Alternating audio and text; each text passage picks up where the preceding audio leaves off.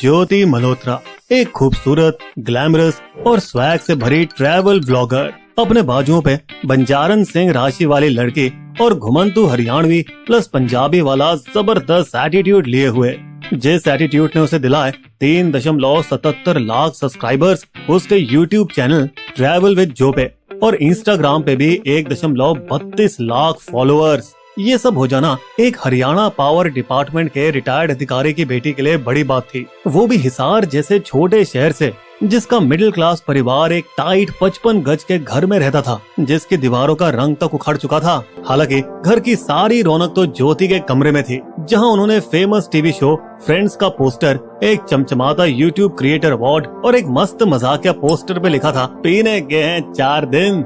दरअसल कई साल पहले ज्योति ने दिल्ली में कई सारे छोटे मोटे जॉब्स किए, पर कोरोना महामारी में उसने सब कुछ खो दिया। फिर उसने अपने पापा से जिद की ये अलग सा करियर चुनने के लिए। डैड आप फिक्र मत करो, ये मेरा करियर है, मेरे फैसले हैं। ज्योति ने अपनी जान लगा दी मजेदार और एडवेंचर से भरे वीडियो बनाने में। वो उत्तर भारत के कई टूरिस्ट शहरों में गई, पर उनके वीडियोस को ज्यादा व्यूज नहीं मिल पा रहे थे। तो साल 2023 में उसके अंदर के सिख धार्मिक स्थलों की आस्था ने उसे मिलवाया हरकीरत सिंह से, जो कि सिख तीर्थ यात्रियों के जत्थों को पाकिस्तान ले जाता था। वो उसे भी सीधा ले गया पाकिस्तान हाई कमीशन नई दिल्ली में, जहां उसकी मुलाकात होती है एहसान उर्फ दानिश से, एक मिडिल लेवल पाकिस्तानी अफसर। मैं पाकिस्तान की तहजीब, कल्चर और विरासत को एक्सप्लोर करना चाहती हूँ और अपने YouTube ऑडियंस को ये सब दिखाना चाहती हूँ। हमारे यहाँ बहुत ही कम इंडियन कंटेंट क्रिएटर्स आते हैं वीजा लेने के लिए। क्या मैं पहले तुम्हारा चैनल देख सकता हूँ? मुझे लगता है आप वो काम कर सकती हैं जो सियासत नहीं कर पाएगी। दिल जोड़ने वाला काम मिस ज्योति, मैं आपका वीजा तुरंत लगवाता हूँ। और उसने झट से उसका पाकिस्तानी वीजा लगवा दिया, जो आम तौर पे बेहद मुश्किल से मिलता है, जिससे ज्योति 2023 के 324वें बैसाखी त्योहार के मौके पर पहली बार पाकिस्तान गई। वहां पहुंचकर उसने करतारपुर साहिब गुरुद्वारे में माथा टेका, जो एक बड़ा सिख तीर्थ स्थल है, जिसे कुछ साल पहले ही इंडो पाक बॉर्डर पर बने करतारपुर कॉरिडोर के जरिए खोला गया था। फिर वो गई लाहौर, वहाँ की एक और बड़ी खास चीज देखने, लाहौर का गुरुद्वारा डेरा साहिब। साथ ही मोहतरमा वहाँ के बाजारों में जायकेदार खान पान का मजा लेना भी नहीं भूली। मस्त इंडिया जैसा ही है भाई। वो प्राचीन हिंदू कटास राज मंदिर भी गई, ये दिखाने कि मंदिर कैसे सबकी साझी विरासत है। और इस प्यार भरे भारत पाकिस्तान भाई भाई ड्रामा ने उसके कंटेंट के व्यूज करोड़ों में पहुंचा दिए और आखिरकार उसे कामयाबी मिल ही गई। लेकिन सबसे ज्यादा हैरानी वाली बात ये थी कि उसे मरियम नवाज शरीफ की बेटी और पंजाब की चीफ मिनिस्टर जैसे वीआईपी से बात करने का मौका मिल गया। और वो तो खुद भी पाकिस्तान में वीआईपी ट्रीटमेंट का लुत्फ उठा रही थी, क्योंकि पुलिस वाले हर वक्त उसकी सुरक्षा में उसके पीछे तैनात रहते थे। तो दोस्तों, अगर आपके दिमाग की घंटी अब बजे तो सोचिए कि कैसे इस मामूली सी व्लॉगर को इतनी बड़ी वीआईपी से मिलने का मौका मिला और इतना आलिशान ट्रीटमेंट मिला। बिल्कुल सही सोचा आपने, वजह थी दानिश से उसकी बढ़ती दोस्ती, वही पाकिस्तान हाई कमीशन का अफसर। क्योंकि जब वो 2024 में दिल्ली वापस आए, तब पाकिस्तान हाई कमीशन ने उसे इफ्तार का खास न्योता भेजा, जहाँ उसके संबंध लोगों से और गहरे हुए जब दानिश ने उसे बड़े शान से मेहमानों से मिलवाया, और वो वहाँ वीडियो भी बनाती रही। मैं तो सुपर डुपर एक्साइटेड हूँ, यहाँ के इंतजाम देखकर मैं तो बिल्कुल मंत्रमुग्ध हो गई हूँ। पाकिस्तानियों के लिए प्यार जाहिर है, पर ज्योति ने राम मंदिर में जाकर भी खुद को एक सच्चा हिंदू दिखाया और गर्व से वहाँ 2024 की शुरुआत में वीडियो बनाए।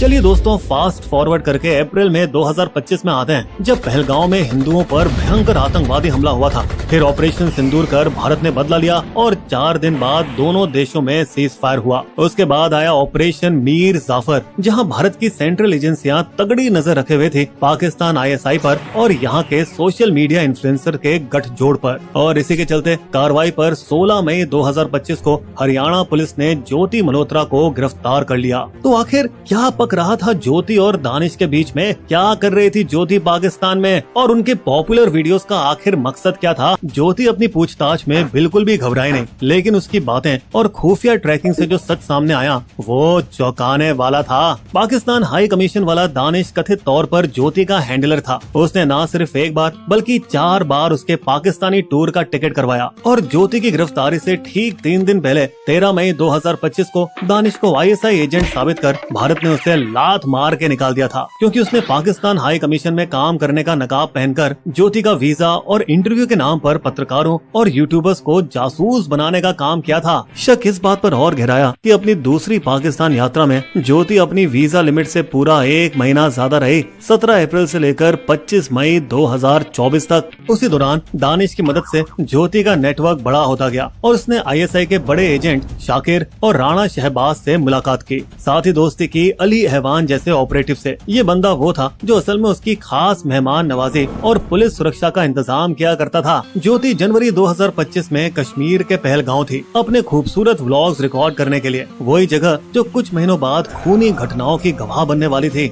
फिर मार्च 2025 में ज्योति ने एक बार फिर पाकिस्तान की सैर करी और खबर ये है कि उसने भारत वापस आकर अपने 4 पाकिस्तानी ISI एजेंट से रोजाना बातचीत रखी, वो भी उसी टाइम पर जब पहलगांव हमला हुआ था। 6 मई को यानी ऑपरेशन सिंदूर के एक दिन पहले ज्योति ने दिल्ली में दानिश से अचानक मुलाकात की। ड्रोन लड़ाइयों के ब्लैकआउट टाइम में भी वे अपने पाकिस्तानी हैंडलर से पहले से तय समय पर बात करती रही, शायद इसलिए क्योंकि तब जांच एजेंसियों के लिए बातचीत मॉनिटर करना थोड़ा मुश्किल था, क्योंकि तकनीकी दिक्कतें बहुत थी।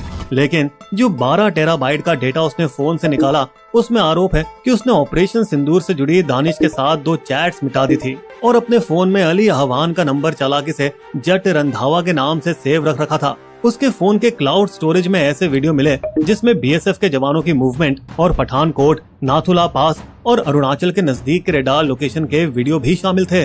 लेकिन एजेंसियों की रिपोर्ट के उल्टा हरियाणा पुलिस का कहना है फिलहाल कोई सबूत नहीं मिले हैं उसके पास से, कोई देश की सुरक्षा से जुड़े गुप्त दस्तावेज भी नहीं मिले हैं, न ही उसका किसी आतंकवादी ग्रुप से लिंक है, न ही ये पता चला है कि उसने पाकिस्तान जाकर शादी या धर्म बदलने वाला कोई काम किया।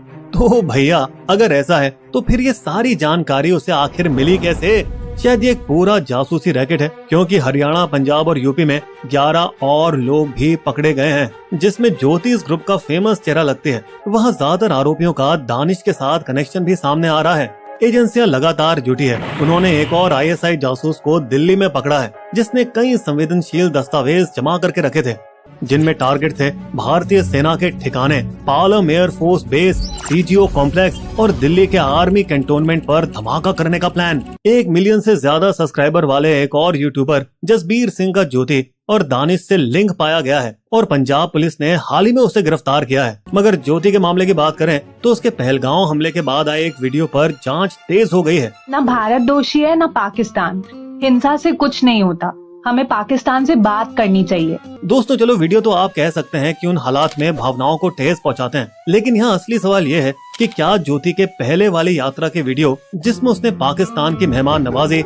इंफ्रास्ट्रक्चर और संस्कृति की तारीफ की थी, असल में क्या पाकिस्तान का बड़ा चढ़ाकर प्रचार करने की कोई चाल थी? क्या ज्योति का मकसद था भारत के युवाओं जो उसके फैन थे उनमें पाकिस्तान के लिए सहानुभूति पैदा करना? दोस्तों बता दें कि पाकिस्तान के फंसाने का आजकल नया तरीका है। वो मॉडर्न व्लॉगरों को पकड़कर उनसे पाकिस्तान की वाहवाही कराता है। पहले उनकी रणनीति हनी ट्रैप थी, जहां खूबसूरत लड़कियां सरकारी या मिलिट्री अफसरों को फंसा लेती थी, जैसे एक डिप्लोमेट माधुरी गुप्ता का कुख्यात केस है और DRDO वैज्ञानिक प्रदीप कुरलकर का भी, जिन पर हमने वीडियो बनाया है। दोस्तों इस बार लगता है कि ज्योति दानिश के प्यार और पाकिस्तान के पैसों और सोशल मीडिया पर फेम के लालच में फंस गई, क्योंकि पाकिस्तान की पहली यात्रा के बाद उसने कई देशों विदेशों का टूर किया, जैसे चीन, नेपाल, बांग्लादेश, UAE, थाईलैंड, भूटान और खूब वीडियोस पे व्यूज बटोरे। सुनने में ये भी आया है कि उसने एक सीनियर ISI अफसर के साथ बाली, इंडोनेशिया में भी गुलछर्रे उड़ाए हैं। हालांकि उस आदमी की पहचान अभी तक रहस्यमयी है। अब ये सारी यात्राएं जांच एजेंसियों के रेडार पर है, खासकर उसके पाकिस्तानी इंटेलिजेंस से कनेक्शन को लेकर, और कैसे एक साधारण सी व्लॉगर के पास इतने सारे पैसे आ गए कि वो कई बार प्लेन में फर्स्ट क्लास से ट्रैवल करती थी और विदेश में आलिशान तरीकों से घूमती फिरती थी। यहाँ अंदेशा ये है कि उसके पाकिस्तानी हैंडलर ने उसे हवाला नेटवर्क या शेल कंपनियों के जरिए पैसे दिलाए, जिस वजह से उसके 4 बैंक अकाउंट भी अब एजेंसियों की जांच के दायरे में हैं। वहीं ज्योति के पापा ने पहले तो बहुत सवाल उठाए, मतलब क्या वो अपने दोस्तों को पाकिस्तान में फोन भी नहीं कर सकती? लेकिन फिर बाद में अपने बयान को बदल दिए। मुझे उसके पाकिस्तान जाने का कोई अता पता नहीं था। आजकल कंटेंट क्रिएटर्स को कम शक की नजर से देखा जाता है, इसलिए उन्हें उन जगहों और लोगों तक पहुंच मिल जाती है जहां इंटेलिजेंस एजेंट भी आसानी से नहीं पहुंच पाते। तो दोस्तों यहाँ सवाल ये है कि क्या पाकिस्तानी एजेंसियां ज्योति को धीरे धीरे ब्रेन वॉश कर रही थी, उसे एक ऐसा एजेंट बना रही थी जिसके जरिए वो गुप्त जानकारी निकाल सके? क्या वो सच में दानिश के जाल में फंसी एक मामूली लड़की थी, या एक साथी जिसको सब कुछ पता था?